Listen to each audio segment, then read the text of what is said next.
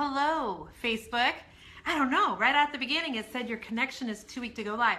I also have this really weird light filtering in the house right now that makes me look a little angelic. See, I'm like glowing. I have no artificial lighting on me at all. I don't know why it's glowing so much, but welcome. I can see we've got some people coming in. Will you say hi when you're here? Since at the beginning it said my connection was too weak, I just want to make sure I have a bunch of you on here and that you can see me and I can see you before I start talking.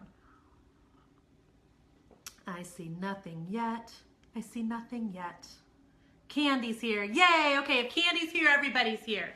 All right, so I have got some tips for you guys this morning on Pinterest. I was doing a training class for my Inner Circle coaching group this morning, and I'm talking to them about a bunch of tips for Instagram, Facebook, branding, all that jazz. But I was thinking so many of you guys need just a couple tips for your Pinterest account on how to build your Pinterest following and build your followers. And so I wrote down a couple things that I want to share with you guys. Hi, Rosemary. Hi, Catherine. Thank you guys for being here. I would also just like to show off my cup, which was on a Facebook status this morning. I know the words are backward for you. I ordered this off of Etsy for a Christmas gift for myself. It's supposed to say, throw a little glitter on it and just keep hustling. And they forgot an R. So it's tho. It's totally gangsta. It's totally gangsta glitter. And I'm just using the cup anyway because it's precious. Hi, Kayla. Hi, Jen. You hot mama. Dion needs some Pinterest tips. Okay, grab a pen and paper because note takers are history makers. This is what I tell the girls I coach all the time. And smart girls take notes, okay? So grab a pen and paper and I'm going to have you write down 2 or 3 things, all right? So here's what we have to switch our mind about when we're thinking about Pinterest, okay? How many of you women are guilty for this? Hi, in Kansas. How many of you women who own a business are guilty of this? You laying in bed at night, you're supposed to be cuddling with your man. Instead, you're on social media. Anybody else? Okay, Mr. Magic is a total TV watcher. I'm a total social media person. So he lays in bed and he, zones out on TV. I lay in bed and I zone out on this thing, which by the way has nothing in it at the moment because it's up here on the tripod. So I'm on Pinterest all the time, okay? So a couple years ago, I was like, why am I not taking Pinterest seriously? I'm pinning, cakes to make that I'm never gonna freaking make. I'm pinning encouraging words. I'm pinning athletic outfits. I'm pinning all this stuff, but I'm not even remotely being serious about Pinterest. So less than 2 years ago, I decided, you know what, this is ridiculous. If I'm gonna be on this social media and playing, I'm guilty too, Debbie. God bless the husbands who lay next to the women who are on Pinterest at night. So I decided I had to get serious about growing my following because what I knew I could foresee as being true and what has been true is the more Facebook followers you have, okay? So write this down because this is so important, not Facebook, Pinterest. The more Pinterest followers you have, it should equate to more website traffic if you're doing it right. You should be bringing more people over to wherever you're selling stuff all the time. And it should be leading to more sales. If it's not doing that, then why even stinking bother? And I know for some women, creative business owners, it's hard for you to wrap your head around the fact that you are in this to make money. You are not running your business as a charitable event. You have bills to pay, and so you need to make money this month. And I get that. I remember 16 years ago when I was starting feeling like, oh, thank you for loving my ceiling back, Alicia. No, it's not Alicia, it's Alyssa. It's Alyssa, and I wish I was better at pronouncing. And so, first of all, if you're a woman business owner on my page and you have hang-ups about making money, come join my coaching group.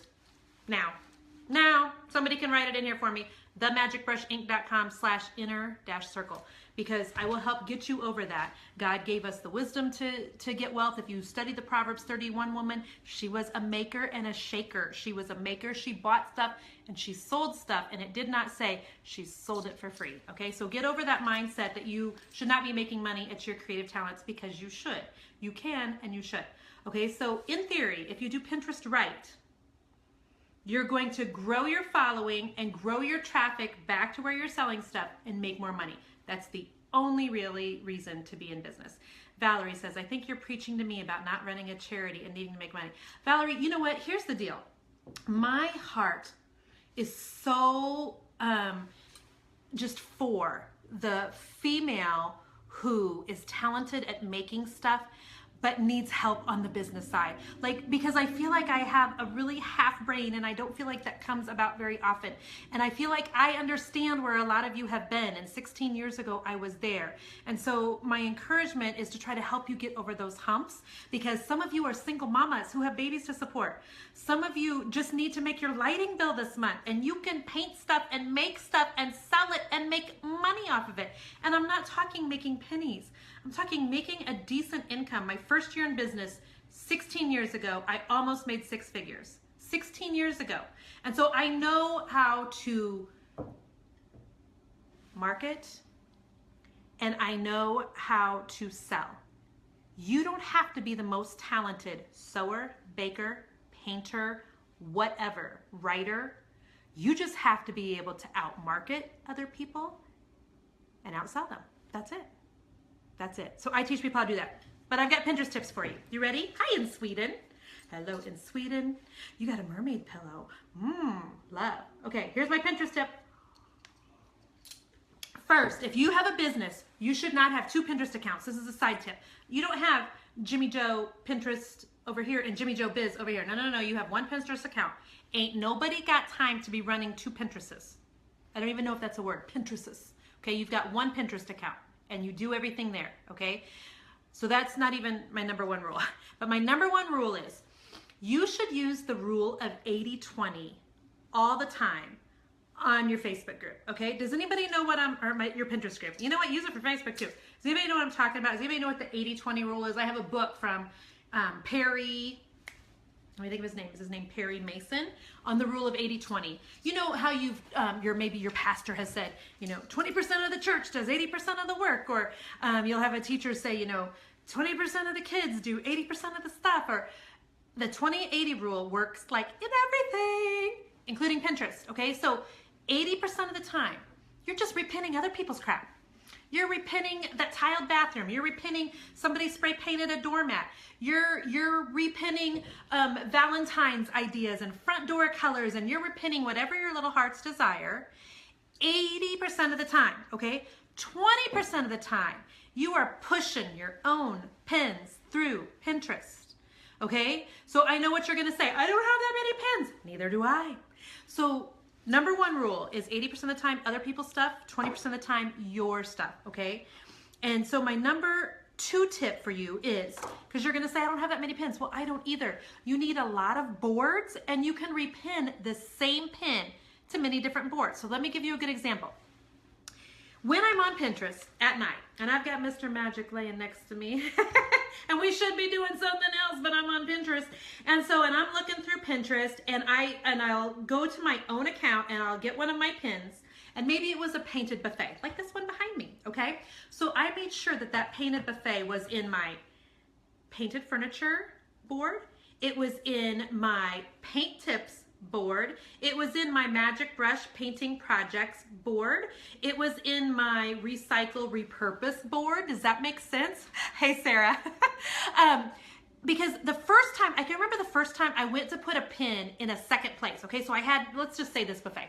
I had this buffet, and I had it, on my board, and it was in my painted furniture. And I went to pin it somewhere else, and Pinterest gives you this little thing. Oops. Looks like you've already done that before. And oddly enough, my first reaction to that was, because I'm total rule follower, I want to do what I want them to do. Rosemary, I'm so glad that you took my training and it helped you. I'm going to give everybody on here a coupon for it in a minute. And so I was like, oh gosh, maybe I shouldn't be repinning to another board. That's not what it is. Pinterest was designed not necessarily for the business owner, but for the person at home who needs ideas, for the person who's gathering projects that they probably will never make, but want to at least be able to go back to. So Pinterest was designed for them. So it's not giving you the, oops, don't repin that. It's just giving the normal consumer of Pinterest, the Sally Sue who's your neighbor, who's not in business for herself, who just has a personal account. It's basically designed to tell you, hey, Sally Sue, you already pinned Jennifer's buffet one time. Okay, so when you're a business owner, you need to be putting things in more than one board, and you need to have a lot of boards. okay? Think about what you go to Pinterest and look for, because Pinterest is my Google. When we're planning on going to Hawaii this year for our family vacation. I don't go to Google and type in things to do in Hawaii. I go to Pinterest and type in things to do in Hawaii. So it would behoove some of you people who are in the travel industry, who have travel boards and a travel business, to have a board named Hawaii. Does that make sense? And don't forget that Google spiders Pinterest boards. So, right, Sarah? I don't go to Google anymore. Google schmoogle. I'm on Pinterest, baby. I'm looking on Pinterest on how to put stuff up in my house. So make sure you're pinning all of your own pins to several boards. And if you feel like, this is what a lot of people feel like on social media. Oh gosh, I'm gonna be bugging people. Like, if I do it again, they're gonna see it twice. No, they're not. Ain't nobody watching you that close. If they're watching your social media that close, they need to be doing their own business stuff. They need to be going and taking care of their own business, okay? So for those of you who say, Jennifer, gosh, you post on Facebook so many times a day. I do. Don't you worry it'll annoy people? I don't. It has annoyed some of my friends and they've hit me. And that's okay. They're not my ideal client. My ideal client wants to see everything I post every day, or she's got me set up so she gets all notifications from me. And so she's my ideal client. She's like my what could I call her? She's my favorite. And so I'm not putting the same stuff on Facebook, but I'll repin the same things on Pinterest because ain't nobody seeing them that many times. Does that make sense? Why am I shouting? Good Lord. Too much coffee. Okay, so that was my second thing. First thing is the 80-20 rule. 80% of the time, you repin other people's stuff. 20% of the time, your own crap, okay? My money maker. There you go, Sharon. That's right. And so the last thing I want to tell you is, if you are someone like me who finds yourself in bed at night ignoring your spouse, God bless the spouses of the Pinterest wives. We need to I should write a blog post about that. I'm married to a Pinterest wife. Somebody take that idea and go with it. So if you're laying in bed at night and you're pinning, and you're worried that that's the only time of day you ever go to your Pinterest account and repin things. So basically when I do that, my friend Ashley is gonna see all my pins all at once. So like last night I'm laying in bed, I did 30 or 40 pins, repinning other people's things. Well, if Ashley's on Pinterest at that time and she's just looking at her feed, she's gonna see 30 or 40 pins from me. Well, if you want to trickle that stuff in, look at Board Booster and look at Tailwind, okay? I use Board Booster exclusively. I am signed up for Tailwind, and that is on my list of things to do behind the other 87 things that I need to do. But having like a drip system, if you will, like what you get with Board Booster, for instance, doesn't make it look like you're inundating your feed all at once. It makes it look like you're on Pinterest during the day. It's pulling up things from the bottom of your Pinterest from 3 years ago when you started your account and you forgot you even had, and it's putting it back out into the world, okay? Deborah says, shout girl, shout. We all need a kick in the hiney. Deborah, thank you. So write down 2 things. I have a coupon for my Pinterest training because it's 4 hours long. It's 4 parts. It's stinking amazing. It's grown my Pinterest following to almost 70,000 people in just 2 years. Find it at themagicbrushinc.com/Pinterest. And you can get it for half off. Your coupon code is Facebook Live, because you guys are my friends. All caps, FBLIVE. FBLIVE. And for those of you who want to know about my one-on-one coaching, I do this all month long in there, and today their training was 1 hour and 20 minutes long for me. Your girls are getting it tomorrow, and it's super good. And it's themagicbrushinc.com/inner-circle. And so if I can answer some Pinterest questions for you, I would love to. Anna Bannister, I know your Pinterest page is growing, and I'm so glad that I get to coach you every month. I'm so glad you've got my Pinterest training. Thank you. You're welcome, Fran. Somebody, I think, asked me about, do I use the same thing on Facebook? On Facebook, I would say, yeah, the 80-20 rule right now is working for me on Facebook too. 80% of the time, I'm sharing other people's stuff, showing other people's projects, 20% of the time, my own. Because here's the truth. As makers, as creative people, we only got so many hours in the day. I don't have 9,000 projects lined up to present to the world. Do you know what I'm saying? And so yes, I do, Nancy. Do you pay to boost your Facebook page? Absolutely. Here's what I pay to do. This is a mindset change. I don't pay Facebook to get views on my stuff necessarily. Like, you got to quit thinking about it like that.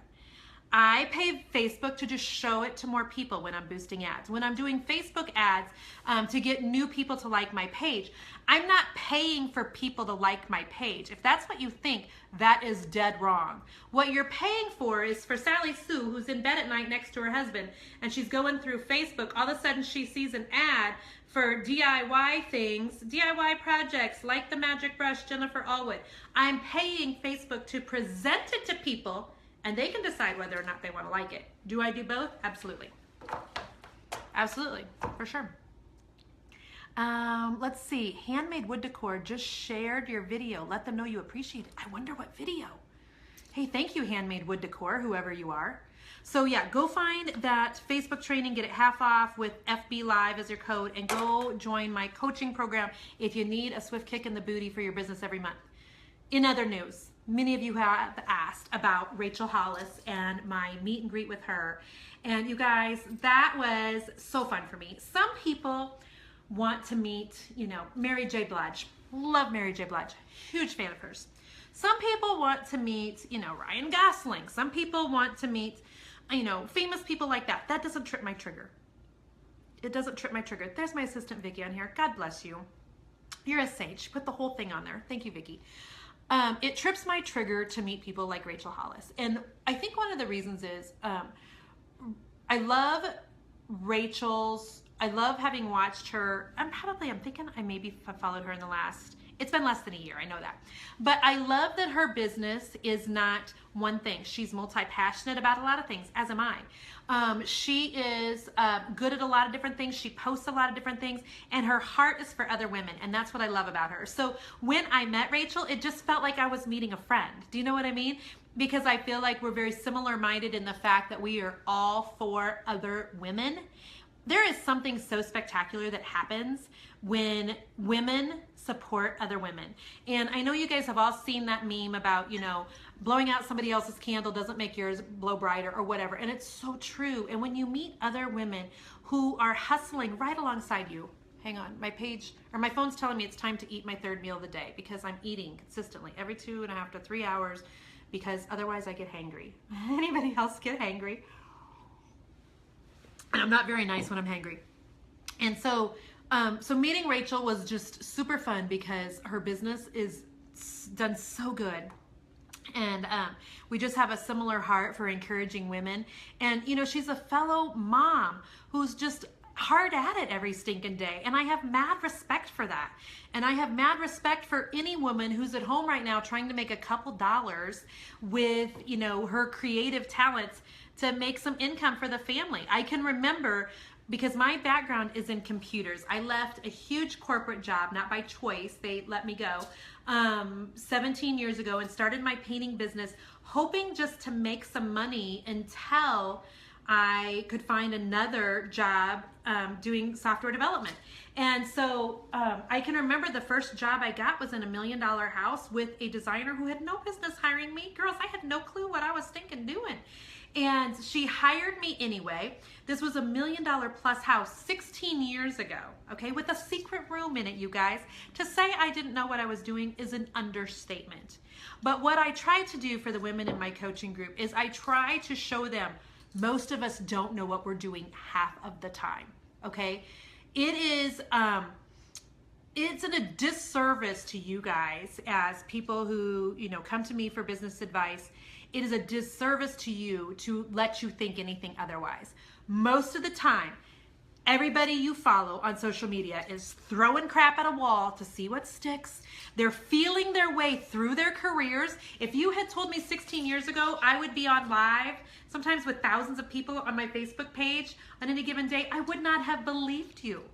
So most creative people, and I said this in my coaching to them today, you're gonna have to join my coaching group if you want the full 1 hour and 20 minutes, but most creative people are feelers, okay? So, and it's not even faking it, Desiree, as much as it is just going with the next step in front of the other.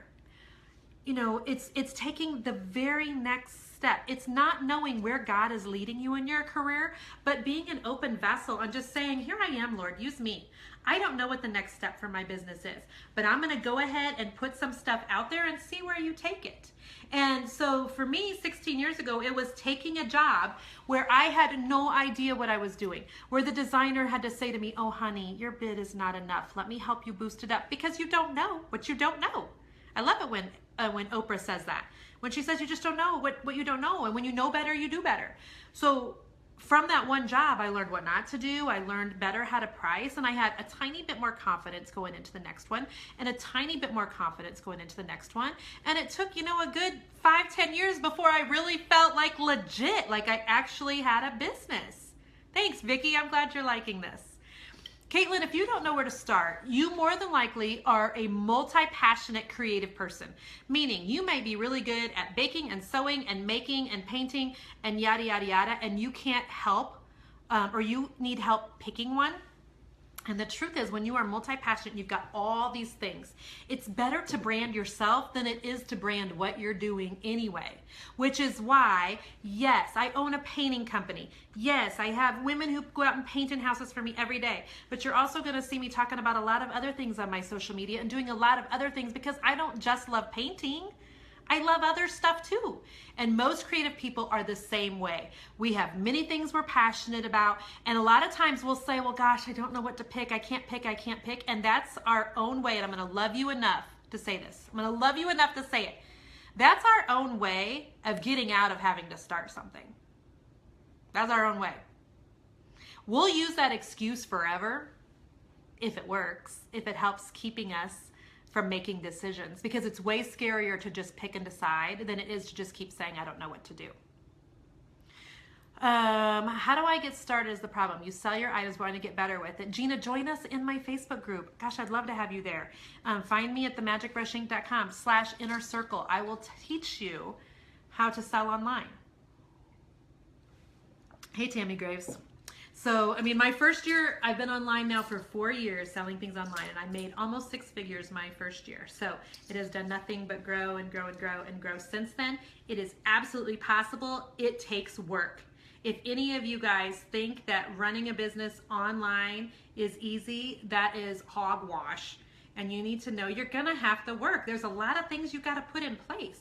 When you get into a coaching program, what you're doing is you're paying for shortcuts. You're paying for resources.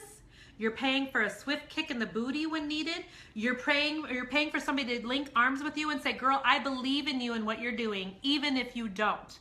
I can remember my first year of having a business coach, and I paid a ton of money for that. And you know what was the very best thing that came out of that? And if I told you what I paid for that coaching, you would flip. The very best thing was just having someone else believe that I could do it.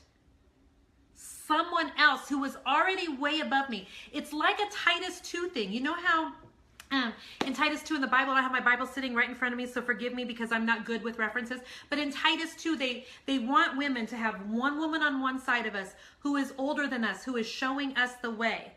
And to have another woman on the other side of us who is younger, who needs to know what we know. If this lady and this lady tried to connect, they'd miss all this middle good stuff. You know what I'm saying? And so having a business coach is kind of like that. It's like you being connected to somebody who's already been where you've been. And if you don't think I still have a business coach, oh, I have more than one. Yeah, I do, because you still need them even when your business is as big as mine is. You need people to bring clarity to what you're doing, to help you see things from a different angle, to inspire you in a different way, to still give you a swift kick in the booty. So I had someone the other day, because my one-on-one coaching program, I released it yesterday to the girls that I coach. The rest of you will get it released in the next few days to you if you're interested in one-on-one coaching like this with me every month. Just for your business. We're going to talk just about your business. But anyway, we were talking about how having a business coach is similar to the difference between going to a yoga class or having a private yoga instructor. That's the difference. One-on-one coaching is like that. And so I think everybody needs a coach. I think everybody needs to do marriage counseling on occasion. I think everybody needs to just go to therapy on occasion. I think everybody needs a business coach if you own a business. That's what I think. That's what I think.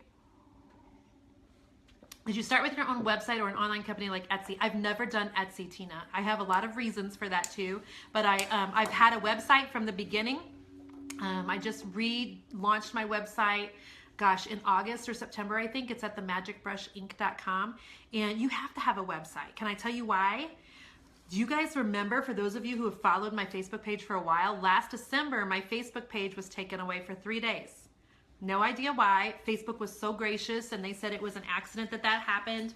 God was really good, and I had something go viral on my page 3 weeks after that and gained 8,000 new people on my page in just a couple days, so it was all good.